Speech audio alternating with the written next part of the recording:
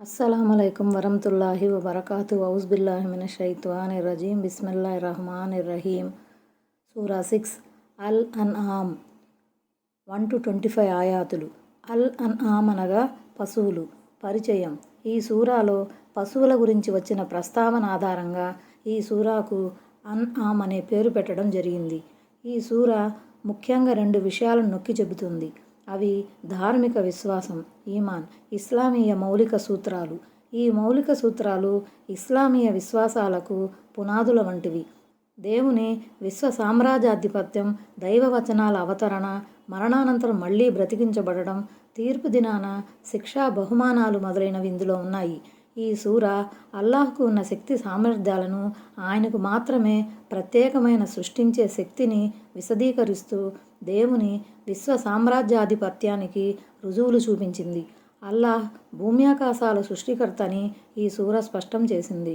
ఆయన మానవాళిని మట్టి నుంచి సృష్టించాడని, ఒకే ఒక్క ప్రాణి నుంచి మానవాళిని పుట్టించాడని, ఆయన అన్నీ తెలిసినవాడని, అన్నీ గ్రహించేవాడని, మనం రహస్యంగా ఉంచిన వాటిని, బహిర్గతం చేసిన వాటిని, మనం చేసే ప్రతి పనిని ఎరిగినవాడని, మనకు కనబడిని అగోచర విషయాల తాళాలు ఆయన వద్దనే ఉన్నాయని, అంటే మన గ్రహణ శక్తి, ఇంద్రియ జ్ఞానానికి అతీతమైన విషయాలన్నీ తెలిసినవాడని, ఆయన మనలను రాత్రులలో మృతుల మాదిరిగా చేస్తాడని, విత్తనాన్ని టెంకను చీల్చి మొలకెత్తేలా చేసేది ఆయనేనని, నిర్జీవ పదార్థానం నుంచి జీవిని, జీవి నుంచి నిర్జీవ పదార్థాన్ని తీసేది ఆయనేనని, రాత్రిని విశ్రాంతి సమయంగా చేసింది ఆయనేనని, మానవాళి ప్రయోజనం కొరకు సూర్యుణ్ణి, చంద్రుణ్ణి, నక్షత్రాలను సృష్టించింది ఆయనేనని ఈ సూర అల్లాహ్ గురించి విశదీకరిస్తుంది. అల్లాహ్ ఒక్కడే అని యూదులు, క్రైస్తవులు ఆపాదించిన విషయాలకు ఆయన అతీతుడని ఈ సూరా స్పష్టం చేసింది. అల్లాహ్ విషయంలో అబద్ధాలు కల్పించవద్దని ఇరు వర్గాలను హెచ్చరించడం జరిగింది.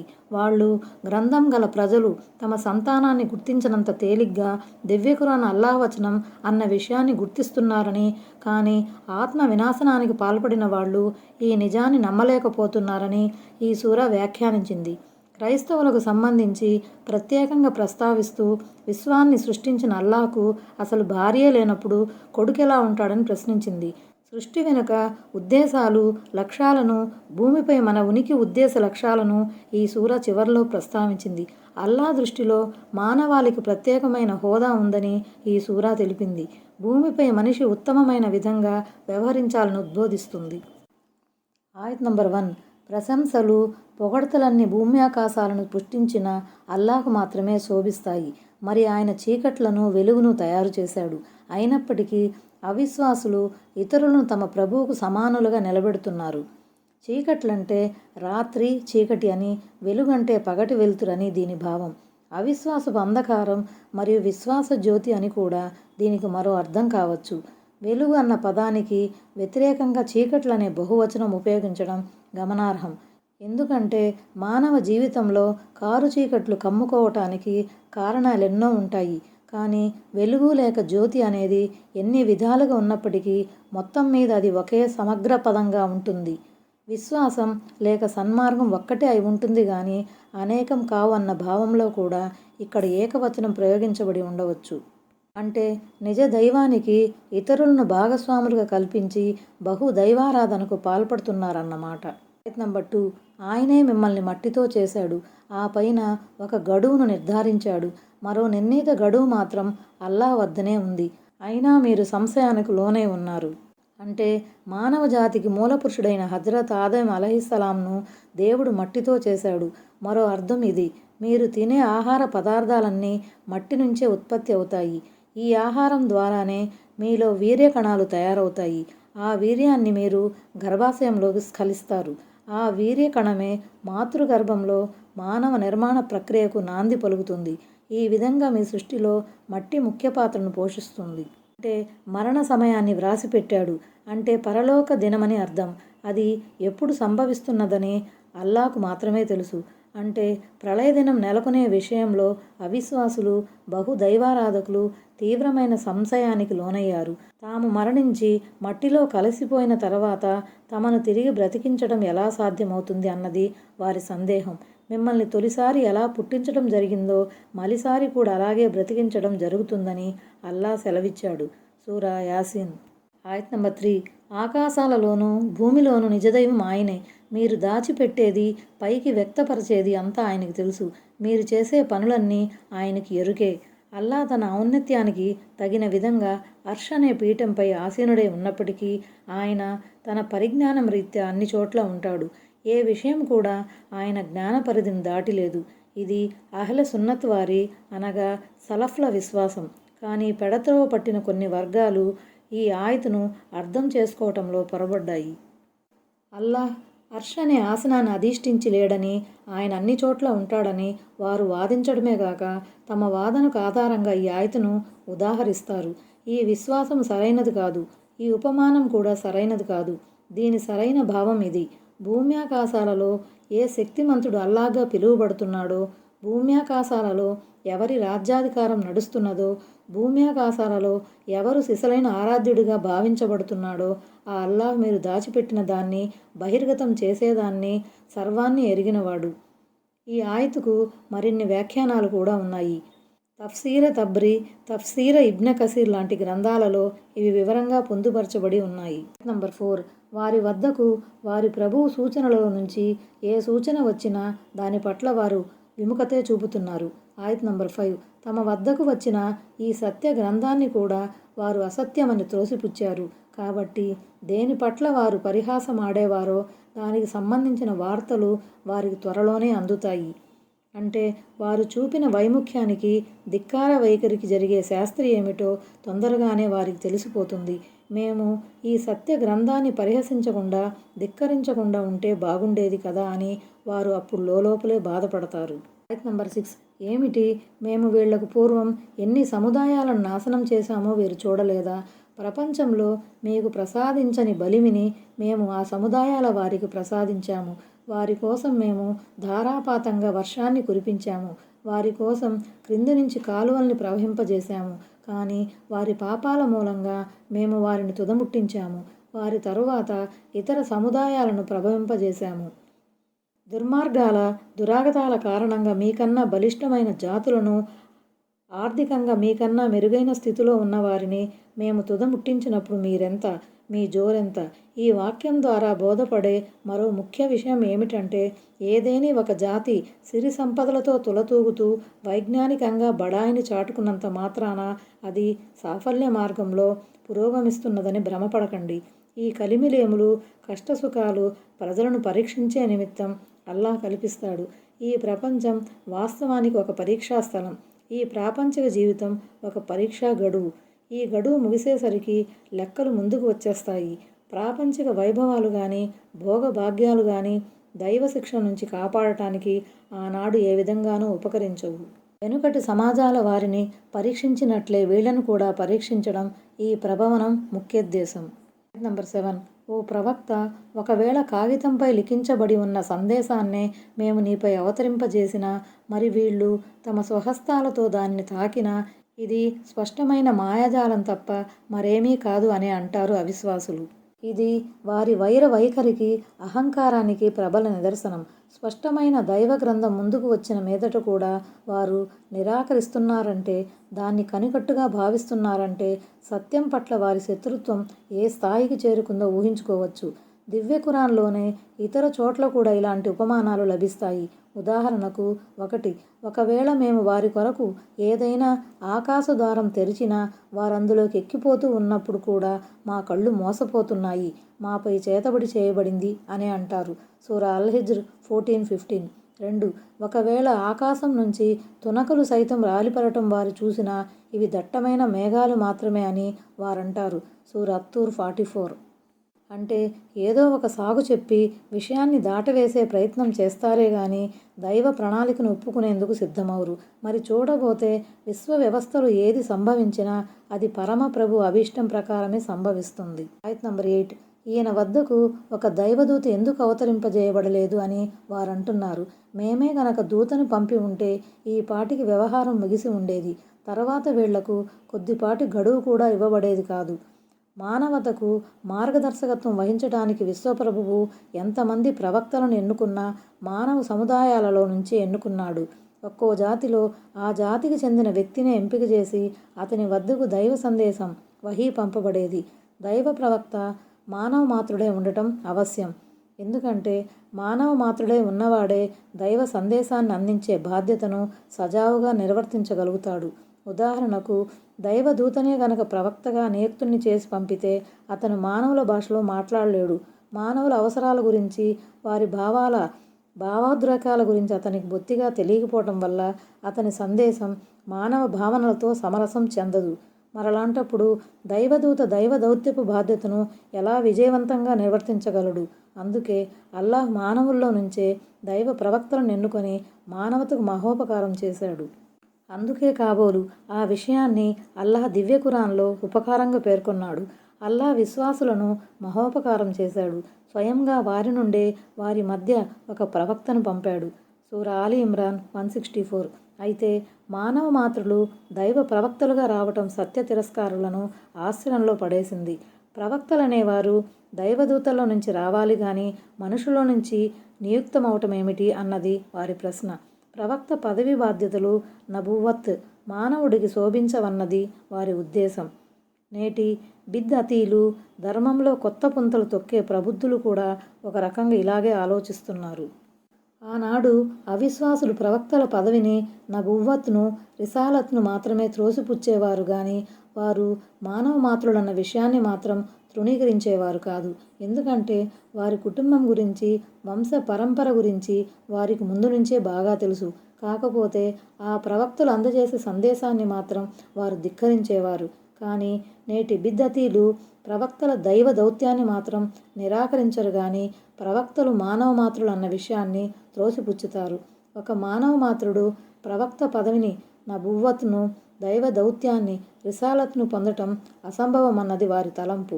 మొత్తం మీద ఈ ఆయతు ద్వారా అల్లాహ్ తేటతెల్లం చేయదలిచిన విషయం ఏమిటంటే అవిశ్వాసుల కోరికలకు అనుగుణంగా మేము మా దూతల్లో ఎవరినైనా ప్రవక్తగా చేసి పంపినట్లయితే లేదా ప్రవక్తను ధృవీకరించే నిమిత్తం వారి వద్దకు మా దూతను పంపి ఉంటే అప్పటికీ వారు విశ్వసిస్తారన్న గ్యారంటీ ఏమీ లేదు. ఒకవేళ అదే గనక జరిగి ఉంటే వారి వినాశానికి అంతిమ గడియలు వచ్చి ఉండేవి. ఆయత్ నంబర్ 9. ఒకవేళ మేము దూతను పంపినా అతన్ని మనిషిగానే చేసి ఉండేవారము. అప్పుడు మేము గైకొన్న ఈ చర్య వల్ల వారు ప్రస్తుతం ఏ సందేహానికి లోనై ఉన్నారో మళ్ళీ అదే సందేహానికి లోనయ్యేవారు. ఒకవేళ మేము దైవదూతని ప్రవక్తగా చేసి పంపాలని నిర్ణయించుకుని ఉంటే అతను సిసలైన దైవదూత ఆకారంలో లేడు. సిసలైన రూపంలో గనక వస్తే మానవులు అతనికి దగ్గరయ్యే బదులు జడుసుకుని బహుదూరం పారిపోయేవారు. అందువల్ల ఆ దైవదూతను కూడా మానవ ఆకారంలోనే పంపటం అనివార్యమయ్యేది. కానీ అప్పుడైనా జరిగేదేమిటి? ప్రజానాయకులు మళ్ళీ మొదటికొస్తారు. ఇతను కూడా మనలాంటి మనిషిగానే ఉన్నాడు కదా, ఇతనికి మనకు మధ్య తేడా ఏముంది అని పాయింట్ తీస్తారు. అటువంటప్పుడు దైవదూతను పంపి కూడా ప్రయోజనమేమిటి? ఆయత్ నంబర్ 10. ఓ ప్రవక్త, నీకు పూర్వం కూడా చాలామంది ప్రవక్తలు పరిహసించబడ్డారు.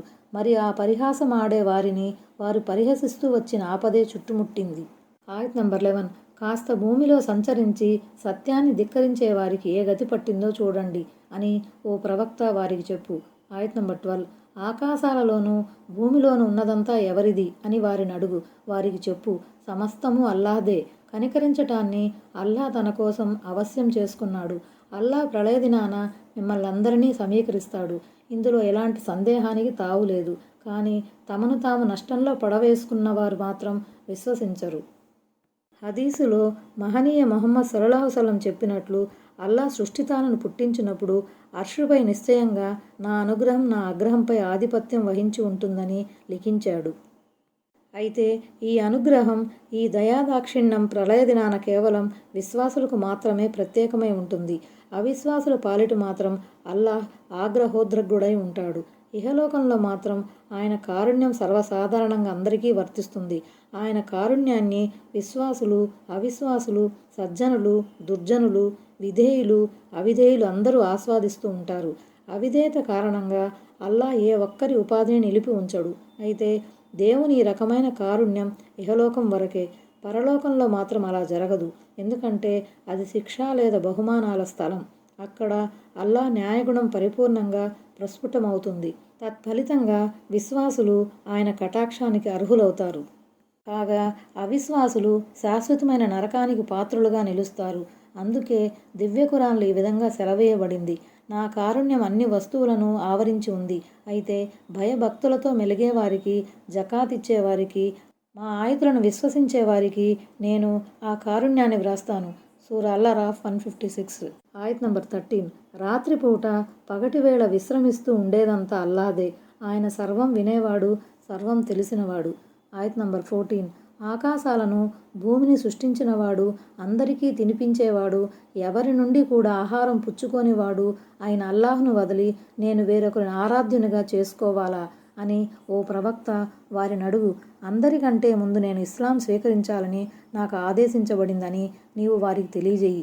ఎట్టి పరిస్థితుల్లోనూ నీవు బహుదైవారాధకులలో చేరిపోకూడదు అని కూడా నాకు ఆదేశించబడి ఉందని చెప్పు. అరబ్బీ మూలంలో వలియన్ అనే పదం ఉంది. దీనికి సహాయకుడు, సంరక్షకుడు అన్న అర్థాలు వస్తాయి. కానీ ఆయుధ సందర్భం దృష్ట్యా వలియన్ అనే పదాన్ని ఆరాధ్య దైవం అన్న అర్థంలో తీసుకోవలసి ఉంటుంది. ఆయత్ నంబర్ 15. నేనే గనక నా ప్రభువు ఆజ్ఞను శిరసావహించకపోతే ఒకానొక మహాదినాన నాకు శిక్ష పడుతుందని నేను భయపడుతున్నాను అని కూడా వారికి చెప్పు. అంటే నేను ప్రవక్తనైనప్పటికీ నేనే గనక దేవుని మాట వినకుండా ఆయన్ని వదలి ఇంకొకరిని నా ఆరాధ్య దైవంగా చేసుకున్నట్లయితే నేను కూడా ఆయన పట్టు నుంచి తప్పించుకోలేను. ఆయత్ నంబర్ 16. ఆ రోజు ఎవరిపై నుంచి ఆ శిక్ష తొలగించబడుతుందో ఆ వ్యక్తిని అల్లాహ్ అపారంగా కరుణించినట్లే. అదే స్పష్టమైన విజయం. నష్టం నుంచి దూరంగా ఉంటూ లాభం పొందటమే సిసలైన సాఫల్యం. కాగా నరకాగ్ని నుంచి ఎవరైనా తనను కాపాడుకుని స్వర్గవనాల్లోకి ప్రవేశిస్తే అతని గరకు అంతకు మించిన సాఫల్యం ఇంకేముంటుంది. ఆ విషయమే దివ్య ఖురాన్లో వేరొక చోట ఈ విధంగా చెప్పబడింది: ఎవడు నరకాగ్ని నుంచి తప్పించబడి స్వర్గంలో ప్రవేశం కల్పించబడ్డాడో అతడు విజయం పొందాడు. సూరా ఆలి ఇమ్రాన్ 185. ఆయత్ నంబర్ 17. ఒకవేళ అల్లాహ్ నిన్ను ఏదన్నా బాధకు గురి చేస్తే ఆయన తప్ప మరెవరూ దాన్ని దూరం చేయలేరు. ఒకవేళ ఆయన నీకు ఏదన్నా మేలు చేస్తే ఆయన అన్నింటిపై అధికారం కలవాడు. అంటే లాభ నష్టాలను చేకూర్చగల శక్తి అల్లాహ్ మాత్రమే ఉంది. విశ్వమండలంలో తిరుగులేని అధికారం గలవాడు ఆయన మాత్రమే. ఆయన నిర్ణయాధికారాన్ని ఎవరూ అడ్డుకోలేరు. ఈ విషయమే ఒక హదీసులోని ప్రార్థనలో ఇలా వివరించబడింది: ఓ అల్లాహ్, నీవెవరికైనా ఇవ్వదలిస్తే ఎవరూ ఆపలేరు. నీవెవరికైనా ఇవ్వకుండా ఆపకుంటే అతనికి ఇప్పించేవారు కూడా ఎవరూ లేరు. ఏ స్థితిమంతునికి అతని స్తోమత నీకు ప్రతిగా ఎలాంటి ప్రయోజనాన్ని చేకూర్చజాలదు. ప్రతి నమాజు తర్వాత మహాప్రవక్త సల్లల్లాహు అలైహి వసల్లం ఈ దువా చేసేవారు. ఆయత్ నంబర్ 18. తన దాసులపై తిరుగులేని ఆధిపత్యం, అధికారం గలవాడు ఆయనే. ఆయన అత్యంత వివేచనాపరుడు, అన్నీ తెలిసినవాడు. అంటే అందరి శిరస్సులు ఆయన ముందు వాలి ఉన్నాయి. మహామహులు, నిరంకుశ చక్రవర్తులు, నియంతలు సైతం ఆయన ఎదుట ఆసక్తులై ఉన్నారు. ఆయన అన్నింటిపైన తిరుగులేని అధికారం గలవాడు. సమస్త జగతి ఆయన ఆజ్ఞలకు కట్టుబడి ఉంది. ఆయన చేసే ప్రతి పని వివేకంతో కూడుకున్నది. ప్రతి చిన్న విషయం ఆయనకు తెలుసు. తన దయానుగ్రహాలకు ఎవరు అర్హులో మరెవరు అనర్హులో ఆయనకు బాగా తెలుసు. ఆయత్ నంబర్ 19. అందరికన్నా గొప్ప సాక్ష్యం ఎవరిది అని వారిని అడుగు. నాకు మీకు మధ్య సాక్షిగా అల్లాహ్ ఉన్నాడు. ఈ ఖురాన్ ద్వారా నేను మిమ్మల్ని ఇది ఎవరెవరి వరకు చేరుతుందో వారందరినీ హెచ్చరించడానికి గాను ఈ ఖురాన్ నా వద్దకు వహీ ద్వారా పంపబడింది అని ఓ ప్రవక్త వారికి తెలియపరచు. అల్లాహ్తో పాటు మరికొంతమంది దేవుళ్ళు కూడా ఉన్నారని మీరు నిజంగా సాక్ష్యం ఇవ్వగలరా? నేను మాత్రం అలాంటి సాక్ష్యం ఇవ్వను అని ఓ ప్రవక్త వారికి చెప్పు. ఆయనే ఒకే ఒక్కడైన ఆరాధ్య దేవుడు. మీరు దైవానికి కల్పించే షిర్కు, భాగస్వామ్యంతో నాకెలాంటి సంబంధం లేదని ఓ ప్రవక్త వారికి చెప్పేయి. తాను సాటిలేని దైవం, గొప్ప పరిపోషకుడన్న విషయానికి స్వయంగా అల్లాహే సాక్షి. ఆయన్ని మించిన సాక్షి ఇంకెవడూ లేడు. ఈ ఆయతుకు వ్యాఖ్యానంగా హజరత్ రబీ బిన్ అనస్ రజియల్లాహు అన్హు ఇలా అంటున్నారు: ఎవరెవరి వద్దకు ఈ ఖురాన్ చేరుతుందో వారు నిజంగా మహాప్రవక్త సల్లల్లాహు అలైహి వసల్లం అనుయాయులే. అయితే దైవ ప్రవక్త సల్లల్లాహు అలైహి వసల్లం ప్రజలను అల్లాహ్ వైపుకు పిలిచినట్లే వారు కూడా ప్రజలను అల్లాహ్ వైపుకు పిలవాలి. ఏ విధంగా దైవ ప్రవక్త సల్లల్లాహు అలైహి వసల్లం జనులను హెచ్చరించారో అదేవిధంగా వారు కూడా ప్రజలను హెచ్చరించాలి. ఇది వారి విద్యుక్త ధర్మం. ఆయత్ నంబర్ 20. ఎవరికైతే మేము గ్రంథాన్ని వసగి ఉన్నామో వారు తమ కన్న కొడుకులను గుర్తుపట్టినట్లే ప్రవక్తను గుర్తుపడతారు. అయితే తమను తాము నష్టంలో పడవేసుకున్నవారు మాత్రం విశ్వసించరు. అరబ్బీలో యారిఫూనహు అని ఉంది. అంటే వారు అతన్ని గుర్తుపడతారని భావం. ఈ గుర్తుపట్టడం అన్నది అంతిమ దైవ ప్రవక్త సల్లల్లాహు అలైహి వసల్లం నేపథ్యంలో చెప్పబడింది. గ్రంథవహులు తమ కన్న కొడుకులను గుర్తుపట్టినట్లే ఆయన్ని గుర్తుపడతారు. ఎందుకంటే వారి గ్రంథాలలో ఆయన సల్లల్లాహు అలైహి వసల్లం గుణగణాలు విశదీకరించబడ్డాయి. ఈ గుణగణాల దృష్ట్యా వారు ఈ అంతిమ దైవ ప్రవక్త రాక కోసం ఎదురు చూశారు కూడా. అందుచేత ఇప్పుడు వారు విశ్వసించకపోవటం అన్నది వారిని తీవ్రమైన నష్టానికి లోను చేస్తుంది. ఎందుకంటే వారు గ్రంథ జ్ఞానం ఉండి కూడా సత్యవాక్కును తృణీకరిస్తున్నారు. ఆయత్ నంబర్ 21. అల్లాహ్పై అబద్ధపు నిందలు మోపేవాడి కంటే లేదా అల్లాహ్ ఆయతులను అసత్యాలను త్రోసిపుచ్చేవాడి కంటే ఎక్కువ దుర్మార్గుడెవడుంటాడు? ఇలాంటి దుర్మార్గులకు ఎన్నటికీ సాఫల్యం ప్రాప్తించదు.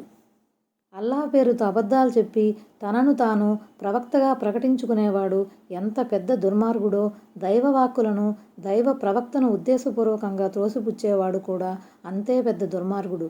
తమను తాము ప్రవక్తలుగా బూటకపు ప్రకటనలు చేసుకోవటం ఘోర అపరాధం అన్న సంగతి దీని ద్వారా విదితమవుతున్నప్పటికీ ఎంతోమంది ఇలాంటి అబద్ధాగ్రేసరులు అన్ని కాలాలలోనూ పుట్టుకు వచ్చారు. ఇలాంటి అబద్ధాల అయ్యలు 30 మంది వరకు ఉంటారని, వారిలో ప్రతి ఒక్కడూ తనను ప్రవక్తగా ప్రకటించుకుంటాడని మహనీయ ముహమ్మద్ సల్లల్లాహు అలైహి వసల్లం భవిష్యవాణి చెప్పారు. గత శతాబ్దిలో ఖాదియాన్ అనే గ్రామంలో కూడా ఒక అబద్ధాగ్రేసరుడు తలెత్తి తన్ను ప్రవక్తగా ప్రకటించుకున్నాడు. అతని అనుయాయుల్లో కొంతమంది నేడు అతన్ని ఒక ప్రవక్తగా, మసీహ్ మౌఊద్గా నమ్ముతున్నారు. కొద్దిమంది ఒక అసత్యవాదిని సత్యవంతుడిగా నమ్మటం అతని సత్యసంధతకు తార్కాణం కాజాలదు. సత్యం కోసం ఖురాన్, హదీసులు సుస్పష్టమైన నిదర్శనలు కావాలి. వీరిద్దరూ దుర్మార్గులే అయినప్పుడు ఇద్దరు: 1 దైవం పేరుతో అబద్ధాలు చెప్పేవాడు, 2 సత్యాన్ని త్రోసిపుచ్చేవాడు సాఫల్య భాగ్యానికి ఎలా నోచుకుంటారు? సన్మార్గానికి బదులు పెడదారులు తీసే ప్రబుద్ధులకు ఈ పరిణామం కనువిప్పు కావాలి. ఆయత్ నంబర్ 22. మేము వారందరినీ సమీకరించే రోజున మీరు ఆరాధ్య దైవాలుగా చేసుకున్న మీ భాగస్వాములేరి అని ముష్రిక్కులను మేము అడిగే సందర్భం కూడా జ్ఞాపకం చేసుకోదగినదే. ఆయత్ నంబర్ 23. అప్పుడు వారు, మా ప్రభువైన అల్లాహ్ సాక్షి, మేము ముష్రిక్కులను కానే కాము అని పలకటం తప్ప వారి షిర్కుకు మరే ఫలితమూ ఉండదు. తాము ముష్రిక్కులము కాము అని సంజాయిషి ఇచ్చుగని ఏదో ఒక విధంగా వారు ఈ గండం నుంచి గట్టెక్కాలని చూస్తారు. దీనికి భావార్థం చెబుతూ ఇమాం ఇబ్న్ జరీర్ ఇలా వివరించారు: మేము వాళ్లను ప్రశ్నల కొలిమిలో పడవేసినప్పుడు ఇహలోకంలో షిర్కుకు ఒడిగట్టిన వాళ్ళు దిక్కుతోచని స్థితికి లోనవుతారు. మేము ముష్రిక్కులము కానే కామని సంజాయిషి ఇవ్వటం వినా వారికి మార్గాంతరం ఉండదు. అక్కడ మనుషుల కాళ్ళు చేతులు సాక్ష్యం ఇస్తాయి కదా, వారి నోటికి తాళం వేయబడుతుంది కదా, మరలాంటప్పుడు వారు సాకులు ఎలా చెబుతారు అన్న సందేహం ఈ సందర్భంగా కలగవచ్చు. దీనికి హజ్రత్ ఇబ్న్ అబ్బాస్ రజియల్లాహు అన్హు గారి సమాధానం ఇది: ఏక దైవోపాసకులైన ముస్లింలు స్వర్గంలో ప్రవేశిస్తూ ఉండటం చూసి ముష్రిక్కులు ఉండబట్టలేక పరస్పరం సంప్రదించుకుంటారు. తాము అసలు షిర్క్, బహుదైవారాధన చేయనేలేదని నమ్మబలుగుతారు. అప్పుడు అల్లాహ్ వారి నోళ్లకు తాళం వేస్తాడు. వారు చేసిన కర్మలను గురించి వారి కాళ్ళు చేతులు సాక్ష్యం ఇవ్వమొదలెడతాయి. ఆ క్షణం నుంచి వారు అల్లాహ్ ముందు ఏ విషయాన్ని దాచిపెట్టలేరు. ఆయత్ నంబర్ 24. చూడు, వారు తమ గురించి తాము ఎలా అబద్ధం చెప్పుకుంటారో. వారు కల్పించుకుంటూ ఉండినవన్నీ వారి నుండి మటుమాయమైపోతాయి. వారు పలికిన ఈ పచ్చి అబద్ధం వారికే విధంగానూ పనికిరాదు. మానవుడు ప్రపంచంలో ఇలాంటి కీలక ఘట్టాలలో అబద్ధం పలికి గండం నుంచి గట్టెక్కినట్లు తలపోస్తాడు. కానీ పరలోకంలో అతని పప్పులుడకవు. అల్లాహ్ను వదిలి వారు పూజించే మిథ్యాదేవుళ్ళు కూడా ఆ సమయంలో వారి నుంచి మాయమైపోతారు. తాము ఎన్నో ఆశలు పెట్టుకున్న చిల్లర దేవుళ్ళు కీలక సమయంలో వారికి మొండి చేయి చూపిస్తారు. అంటే వారి బండారం కాస్త బయటపడిపోతుంది. అయితే చేతులు కాలాక ఆకులు పట్టుకుని ప్రయోజనం ఉండదు కదా. ఆయత్ నంబర్ 25. వారిలో కొంతమంది నీ వైపు చెవియొగ్గి ఉంటారు. మేము వారి హృదయాలపై తెరవేసి ఉంచాము. అందువల్ల వారు దానిని అర్థం చేసుకోలేరు. వారి చెవులలో చెవుడును ఉంచాము. ఈ కారణంగా వారు నిదర్శనాలన్నింటినీ చూసినప్పటికీ వాటిని విశ్వసించరు. ఆఖరికి వారు నీ వద్దకు వచ్చినప్పుడు అనవసరంగా నీతో వాదనకు దిగుతారు. అవిశ్వాసులు ఇవి పూర్వీకుల నుంచి చడామణిలో ఉన్న కట్టుకథలు తప్ప మరేమీ కావని అంటారు. ఈ ముష్రిక్కులు దైవ ప్రవక్త సల్లల్లాహు అలైహి వసల్లం వద్దకు వచ్చి చెవియొగ్గి ఖురాన్ను వినడానికైతే వింటారు గాని ఆ వినటం వారికి ఎలాంటి లాభాన్ని కలిగించదు. ఎందుకంటే సన్మార్గం పొందాలన్నది వారి ఆశయం కాదు. మనిషి మంచిని ఆశించినప్పుడే అది అతనికి ప్రాప్తిస్తుంది. వారిలో తిష్టవేసిన అవిశ్వాస జాడ్యం మూలంగా మేము వారి హృదయాలపై తెరవేసి ఉంచాము. ఇంకా వారి చెవులు మొద్దుబారేలా చేశాము. అందువల్ల వారి హృదయాలు సత్యాన్ని ఆస్వాదించలేవు. వారి చెవులకు సత్యవాణి సోకదు. మార్గవిహీనత, మార్గభ్రష్టతల ఊబిలో వారెంతగా కూరుకుపోయారంటే వారి కళ్ళకు ఇప్పుడు ఎంత పెద్ద మహిమను చూపినా విశ్వాస భాగ్యానికి వారు నోచుకోలేరు. వారి వైరభావం, పిడివాదం పరాకాష్ఠకు చేరింది. అందుకే వారు దివ్య ఖురాన్ను నిరాధారమైన పాతకాలపు కథలని చెప్పి విషయాన్ని దాటవేస్తున్నారు. అస్సలాము అలైకుం వరహ్మతుల్లాహి వబరకాతుహు.